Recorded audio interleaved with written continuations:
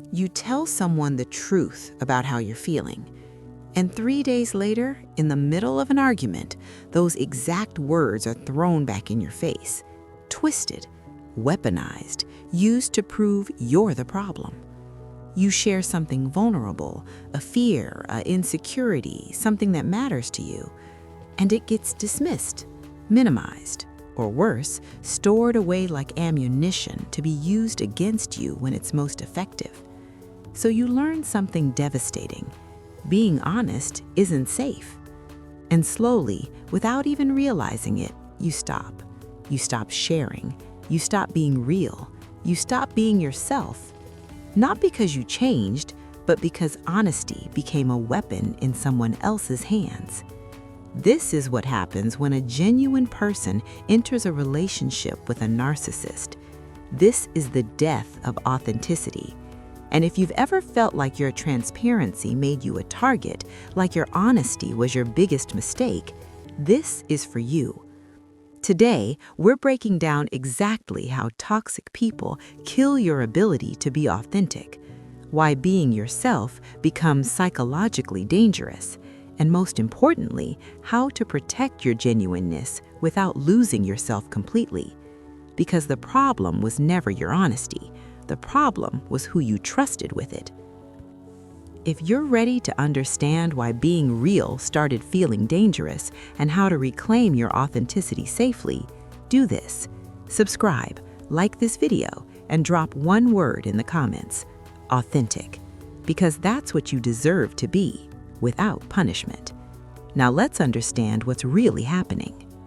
What authenticity actually is.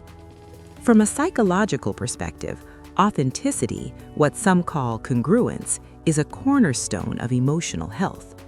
Carl Rogers, the humanistic psychologist, described it as alignment between what you think, what you say, and what you do.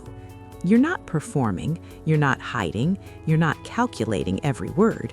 You're just you. Authentic people don't wear masks to be accepted. They don't promise things they can't deliver. They don't distort reality for advantage.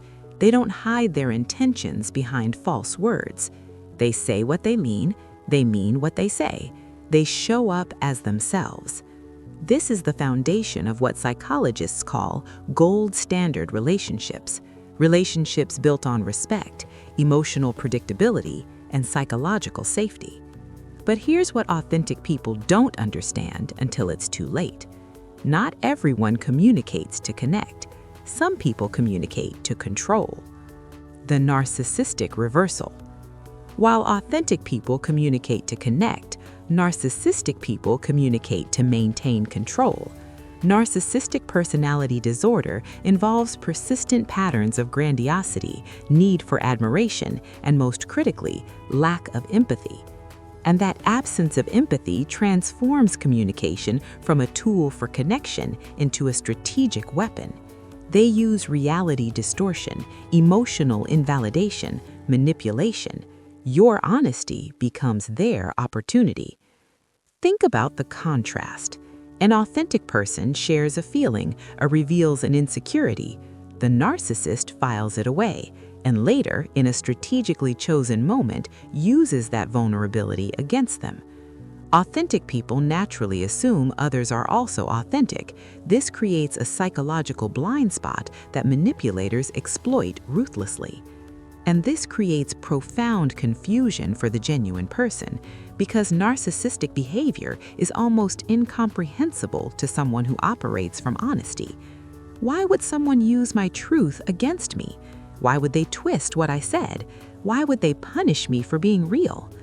It doesn't make sense until you understand they're not playing the same game you are. The two painful paths. Over time, this dynamic creates two common paths. Both are devastating. Path 1, emotional degradation. The authentic person stays who they are, direct, honest, transparent. But every time they tell the truth, they're punished. Their honesty is used against them. Their vulnerability becomes ammunition. This results in increasing anxiety, depression, plummeting self-esteem, Because imagine living in an environment where telling the truth generates constant conflict. Nobody can sustain that. Path 2, self-abandonment. To survive, the authentic person begins adapting to the other's toxicity. They speak less, they share less, they feel things but don't express them anymore. Gradually, they disappear, they shrink, they disconnect from themselves to avoid greater pain. They stop being authentic because being authentic became psychologically dangerous. And here's the most painful part.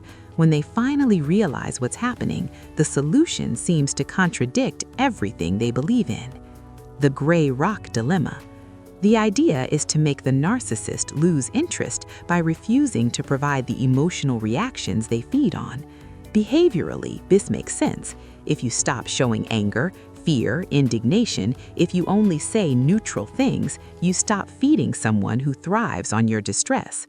But this is excruciating for an authentic person, because being gray rock means not reacting, not expressing, not being spontaneous. It's the opposite of their nature.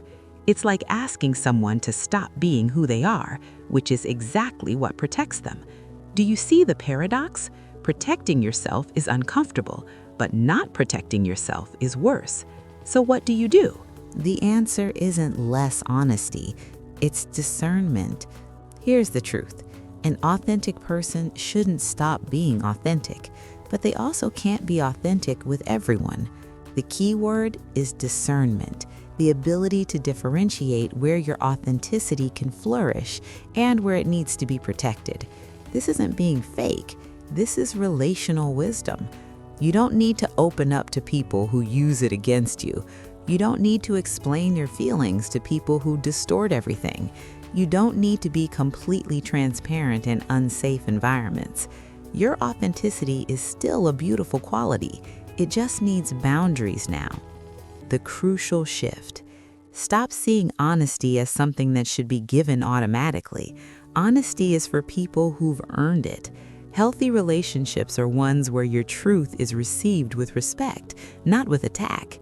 Think of it like this. You wouldn't hand your house keys to a stranger.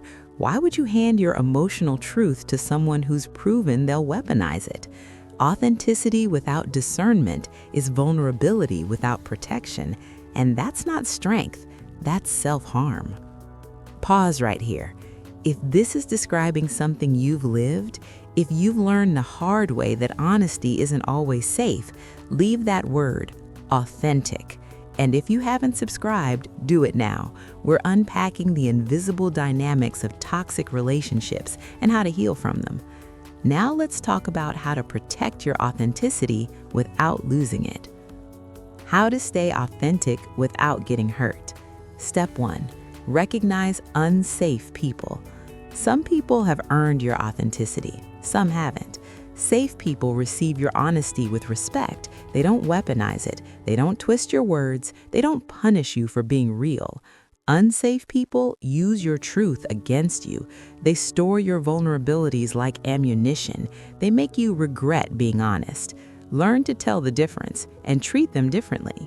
Step 2, adapt your expression to context. Being authentic doesn't mean being the same level of open in every situation. With safe people, your closest friends, your therapist, people who've proven trustworthy, you can be fully yourself. With unsafe people, narcissists, manipulators, toxic family members, you go gray rock. You give facts, not feelings. You stay neutral, not transparent. This isn't being fake. This is relational wisdom. You don't need to open up to people who use it against you. You don't need to explain your feelings to people who distort everything. You don't need to be completely transparent in unsafe environments. Your authenticity is still a beautiful quality. It just needs boundaries now. Step 4, grieve the loss.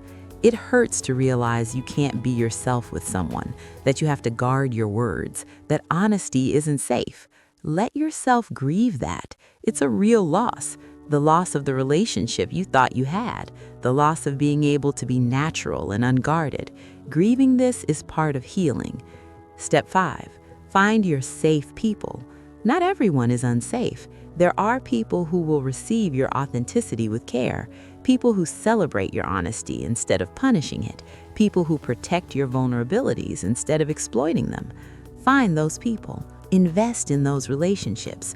Let yourself be fully authentic there, because your authenticity isn't the problem. Where you placed it was. What changes when you get this? When you start practicing discernment with your authenticity, everything shifts. You stop feeling like honesty is dangerous. You realize honesty is just selective. You stop blaming yourself for being too open or too trusting. You recognize you were just being yourself with the wrong people. You stop shrinking. You stop disappearing because you're not trying to be authentic everywhere. You're being strategically authentic where it's safe. And slowly, you reclaim the part of yourself that went into hiding, the part that's genuine, real, unguarded. Not with everyone, but with the right people, which is all that matters. The truth you need to hear. The problem was never your honesty. The problem was never your transparency. The problem was never being too real. The problem was trusting people who didn't deserve that trust, who used your genuineness as a weapon, who punished you for being yourself. Your capacity to be direct, honest, and real, that's not a weakness. That's one of the purest forms of emotional strength that exists. It just needs to be directed with consciousness now, protected with boundaries, reserved for people who've earned it. You don't need to stop being who you are. You just need to learn who deserves access to who you are. Because your authenticity didn't die. It's just been waiting for a safe place to live again. And now you know how to create that safety, not by changing yourself, but by changing who you give yourself to. You can be real, you can be honest, you can be transparent, just not with everyone. And that's not being fake. That's being free.